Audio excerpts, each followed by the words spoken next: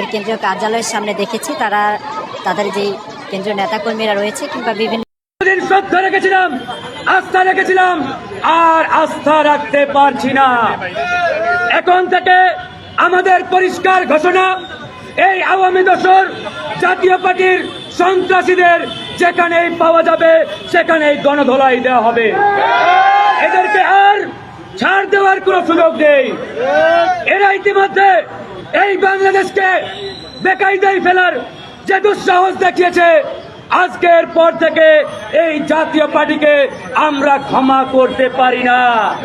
তাই শুধু রংপুর নয়, বরিশাল নয়, ঢাকা নয়, টেকনাফ থেকে তেতুলিয়া, সারা বাংলাদেশের প্রত্যেকটি জায়গায় এই আওয়ামী দোসর জাতীয় পার্টিকে আজকে থেকে দেখা মাত্রই গণধোলাই দিয়ে আইনের হাতে তুলে দেবেন।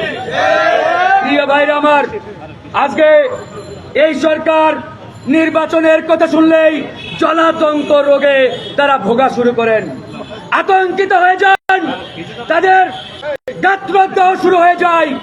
আমরা বলেছি নির্বাচন অবশ্যই ডিসেম্বরের মধ্যে হতে হবে। নির্বাচন যত বিলম্বিত হবে ততই বাংলাদেশে জাতীয় পার্টির মতো আওয়ামী চান্ডা পান্ডারা এই দেশকে আবারও বিপদের দিকে ঠেলে দেওয়ার চেষ্টা করবেন। প্রিয় ভাইরা আমার, নির্বাচন নিয়ে আর টাল বাহানা চলবে না। আজকে এই ভাই বলো কথা বলে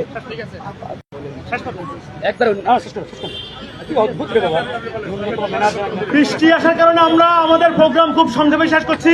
এই পর্যায়ে বক্তব্য রাখবেন গণ অধিকার পরিষদের বিপ্লবী সাধারণ সম্পাদক জনাব রাশেদ খান। জনাব রাশেদ খান। প্রিয় সাংবাদিক ভাইরা,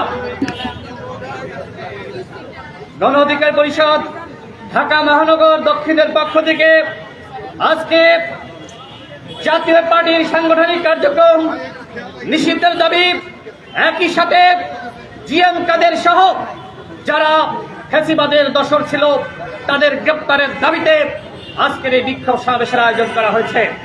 গতকাল আপনারা জানেন বরিশালে গণ অধিকার পরিষদের নেতাকর্মীদের উপরে জাতীয় পার্টি এবং আওয়ামী লীগ কিভাবে সম্মিলিতভাবে হামলা চালিয়েছে। যেখানে যেখানে জাতীয় পার্টি মিছিল করছে এদের মধ্যে আওয়ামী লীগ ঢুকে পড়ছে। জিএম কাদের এর আগে বলেছে আওয়ামী লীগ নিষিদ্ধ করা যাবে না।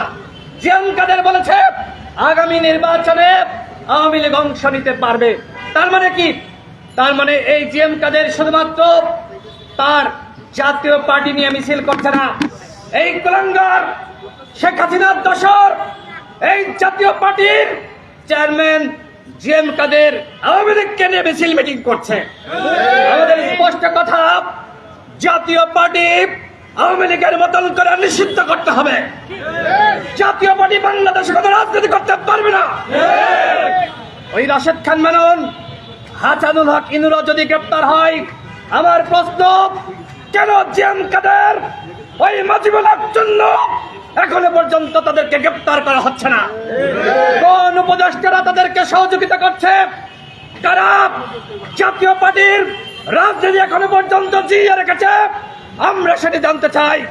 সংগ্রামী সাথী ও বন্ধুগণ, প্রিয় সাংবাদিক ভাইরা, গতকাল আপনারা দেখেছেন কতটা বারবার ভাবে জাতীয় পার্টির সন্ত্রাসীরা বরিশালে গণ অধিকার পরিষদের নেতাকর্মীদের উপর হামলা চালিয়েছে।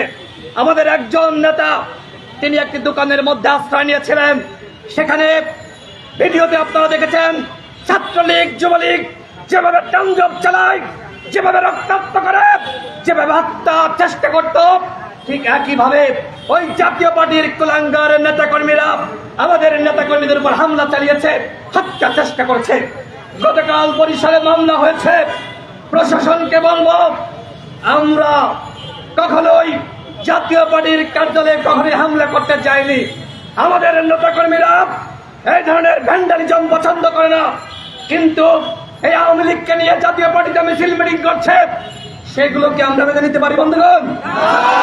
কথা স্পষ্ট, আগামী 24 ঘন্টার মধ্যে যদি বরিশালে গণ অধিকার পরিষদের নেতাকর্মীদের উপর যে হামলা করা হয়েছে সেই হামলাকারীদেরকে চিহ্নিত করে গ্রেফতার না করা হয়, তাহলে এর পরবর্তীতে যদি গণ অধিকার পরিষদ এবং তার অঙ্গ সংগঠনের নেতাকর্মীরা আইন নিজের হাতে তুলে নেয়, তাহলে আমাদের করার কিছু থাকবে না। আমাদের কাছ থেকে নির্দেশনা চাওয়া হয়েছে, যদি আমরা নির্দেশনা দিই, এই যে এই পল্টনে জাতীয় পার্টির অফিস, যদি আমরা নির্দেশনা দিতাম, তাহলে এই নেতাকর্মীরা এখানে যারা আছে একটা ইটও তারা জাতীয় পার্টির অফিসে রাখতো না। কিন্তু আমরা নির্দেশনা দিই নাই।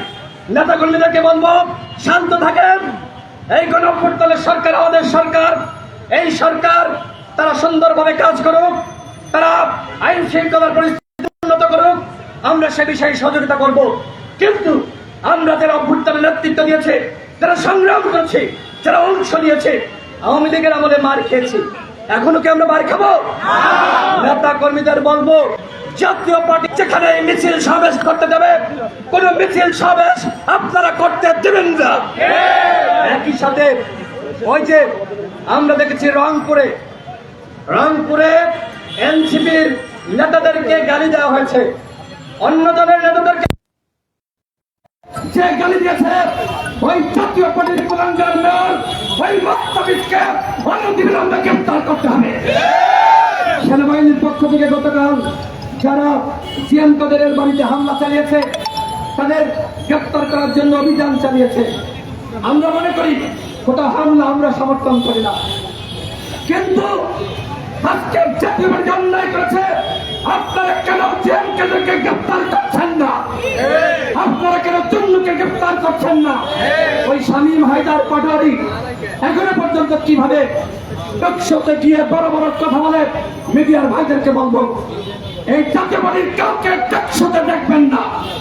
এরা কোন অভ্যুত্থানের চেতনার বিপরীতে গিয়ে হাসিনার দোষর হয়ে কাজ করেছে। এই বাংলাদেশে হাসিনার কোন দোষরের রাস্তায় প্রশ্রয় দেওয়া যাবে না।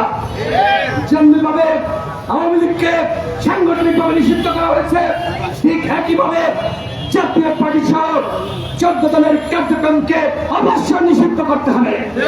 গণ অধিকার পরিষদের পক্ষ থেকে নির্বাচন কমিশনের আওয়ামী লীগের নিবন্ধন স্থগিত কাছে আবেদন করা হয়েছিল, ঠিক একইভাবে জাতীয় পার্টি সহ 14 দলের নিবন্ধন স্থগিতের আবেদন করা হয়েছে। সেখানে আমাদের আসাম এবং ফারুক হাসান সহ নেতৃবৃন্দ গিয়েছিলেন। সরকারকে বলবো, আওয়ামী লীগকে যেমনি ভাবে নিষিদ্ধ করেছেন, যদি জাতীয় পার্টির প্রতি কোন উপদেষ্টা মায়া দেখায়, তাহলে কোন উপদেষ্টাকে দেশের জনগণ কিন্তু আস্থা রাখবে না। আপনারা আগামী 24 ঘন্টার মধ্যে জাতীয় পার্টির বিষয়ে আমাদের সিদ্ধান্ত জানাবেন, অন্যথায় পরবর্তীতে কোনো অঘটন ঘটলে তার দায়ভার কিন্তু আমরা নিতে পারবো না। দেশের আইন শৃঙ্খলা পরিস্থিতি ভেঙে পড়েছে, আমরা সেনাবাহিনী সহ সকল বাহিনীকে অবশ্যই সহযোগিতা করব, কিন্তু আওয়ামী লীগ মিছিল করবে, জাতীয় পার্টি মিছিল করবে, আর সেইটা আমরা ললিপপ খাইতে খাইতে মাইনে নিব, সেইটা হবে না বন্ধুগণ। সুতরাং আওয়ামী লীগের মিছিলের ব্যাপারে যেমনি ভাবে আমাদের জিরো টলারেন্স, জাতীয় পার্টির মিছিল মিটিং এর ব্যাপারে আমাদের জিরো টলারেন্স ঘোষণা করা হলো। সারা দেশের নেতা কর্মীদেরকে বলবো, আপনারা যখন জাতীয় পার্টি মিছিল করবে, আপনারা থানায় যাবেন, পুলিশকে জানাবেন। পুলিশ যদি ব্যবস্থা গ্রহণ না করে আমাদেরকে জানাবেন, প্রয়োজনে আমরা ঢাকা থেকে নির্দেশনা দেব। আপনারা আওয়ামী লীগের মিছিল মিটিং যেভাবে অতীতে প্রতিহত করেছেন, জাতীয় পরিষদ 14 দলের মিছিল মিটিং প্রতিহত করবেন। গণঅভ্যুত্থানের পরে এইভাবে চুদুর বুদুর করে আমরা দেশ চালাতে দিব না। গণঅভ্যুত্থানের পরে সঠিকভাবে দেশ চালাতে হবে এবং একই সাথে আইন শৃঙ্খলা পরিস্থিতি উন্নত করতে হবে। আজকে আমি নির্বাচন নিয়ে একটি কথা বলে শেষ করবো। নির্বাচন নিয়ে অনিশ্চয়তা শুরু হয়েছে। গণ অধিকার পরিষদের স্পষ্ট ঘোষণা, আগামী ডিসেম্বরে নির্বাচন হতে হবে। এই লক্ষ্যে সেপ্টেম্বরের মধ্যে জাতীয় নির্বাচনের তফসিল ঘোষণা করতে হবে। নির্বাচন নিয়ে অনিশ্চয়তা কুয়াশা আমরা মানব না। এর আগে জাতীয় সংলাপ করেছেন, আমরা তখন দেখেছি কোন সিদ্ধান্ত আমাদেরকে দিতে পারেন নাই। আগামীকাল জাতীয় সংলাপের আহ্বান করেছেন, আগামীকাল অবশ্যই সিদ্ধান্ত আসতে হবে। নির্বাচনের তারিখ খান আমাদেরকে জানাতে হবে। আমরা অবশ্যই নির্বাচনের আগে জাতীয় ঐক্যমতের ভিত্তিতে সংস্কার চাই, গণহত্যার বিচার চাই।